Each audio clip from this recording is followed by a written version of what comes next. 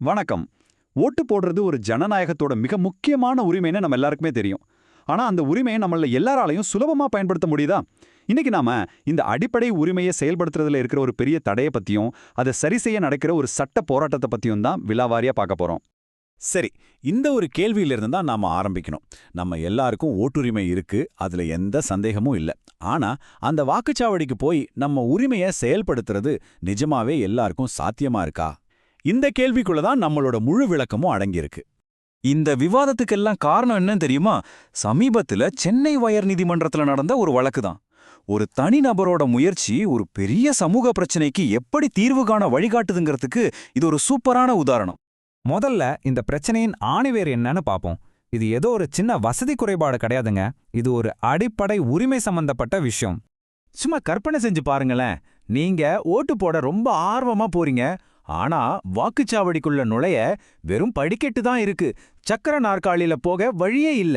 இதுதான் பல மாற்றுத்திறனாளிகள் சந்திக்கிற நிதர்சனமான ஒரு சவால்.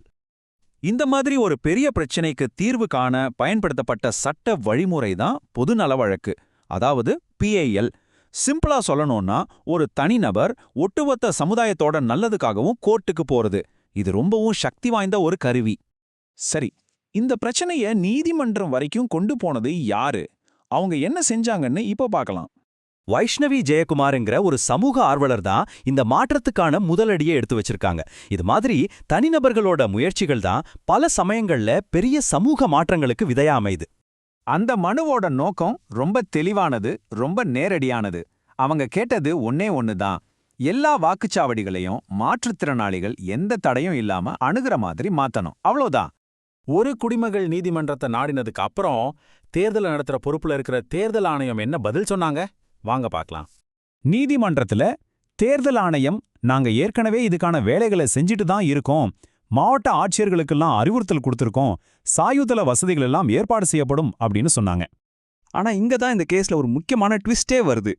ஆணையத்தோட பதிலுக்கும் மனுதாரரோட கோரிக்கைக்கும் நடுவில் ஒரு பெரிய வித்தியாசம் இருந்துச்சு. அது என்னன்னு பாப்போம். இந்த முரண்பாட்டை நாம சரியா புரிஞ்சுக்கணும். மனுதாரர் கேட்டது ஒவ்வொரு தேர்தலுக்கும் தற்காலிகமா ஒரு ஏற்பாடு செய்யறதே இல்ல, எல்லா காலத்துக்கும் பயன்படுற மாதிரி ஒரு நிரந்தரமான தீர்வு வேணும்னு கேட்டாங்க. ஆனா தேர்தல் ஆணையத்தோட பதில் வரப்போற தேர்தலை மட்டும் திருஷ்டில வச்சுக்கின்னு இருந்தது. இப்போ உங்ககிட்ட ஒரு கேள்வி. ஒவ்வொரு தேர்தலுக்கும் ஒரு தற்காலிக சாய்வு தளம் அமைக்கிறது எல்லாருக்கும் சமமான வாக்குரிமைங்கிற அடிப்படை உரிமைய முழுசா நிறைவேற்றுமா? இல்ல இது ஒரு நிரந்தரமான கட்டமைப்பா இருக்கணுமா? இந்த வாதங்களை எல்லாம் கேட்ட பிறகு நீதிமன்றம் என்ன முடிவு செஞ்சது? கோர்ட்டோட அடுத்த கட்ட நடவடிக்கை என்னவா இருந்துச்சு? இந்த சட்ட நடைமுறையை சிம்பிளா பார்க்கலாம். முதல்ல மனு தாக்கல் ஆச்சு, அப்புறம் ஆரம்பகட்ட விசாரணை நடந்தது. வாதங்களை கேட்ட நீதிபதிகள் அடுத்த கட்ட நடவடிக்கைக்கு உத்தரவு போட்டாங்க. இதுல முக்கியமான விஷயம் என்னன்னா, நீதிமன்றம் தேர்தல் ஆணையத்தோட வாய்மொழி பதில ஏத்துக்கல. அதுக்கு பதிலா இந்த விஷயத்துல என்னென்ன நடவடிக்கைகள் எடுத்திருக்கீங்க, எடுக்க போறீங்கன்னு ஒரு விரிவான பதில் மனுவை தாக்கல் செய்யணும்னு அவங்களுக்கு உத்தரவு போட்டிருக்கு. இந்த வழக்கின் காலவரிசை ரொம்ப குறுகிறது. ஆரம்பகட்ட விசாரணை முடிஞ்சு அடுத்த வாரத்துக்குள்ள தேர்தல் ஆணையம் தனது விரிவான பதிலை கொடுத்தே ஆகணும். அதாவது இந்த விஷயத்துல சீக்கிரமே ஒரு தெளிவு பெறக்கும்னு எதிர்பார்க்கலாம். பாருங்க, இந்த ஒரு வழக்குங்கிறது வெறும் சாய்வு தளங்கள் பத்தினது மட்டும் இல்ல. ஒரு சமூகம் தன்னோட எல்லா குடிமக்களையும் எவ்வளவு அக்கறையோட உள்ளடக்கினதா நடத்துதுங்கிறதுக்கான ஒரு அளவுகோல் இது. கடைசியா இந்த ஒரு சிந்தனையோட உங்களை நான் விட்டுட்டு போறேன். ஒரு ஜனநாயகத்தோட உண்மையான வெற்றிங்கிறது எல்லாருக்கும் ஓட்டுரிமை அட்டை கொடுக்கறதுல மட்டும் இருக்கா?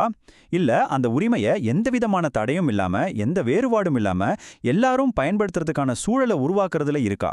நீங்களே யோசிச்சு பாருங்க.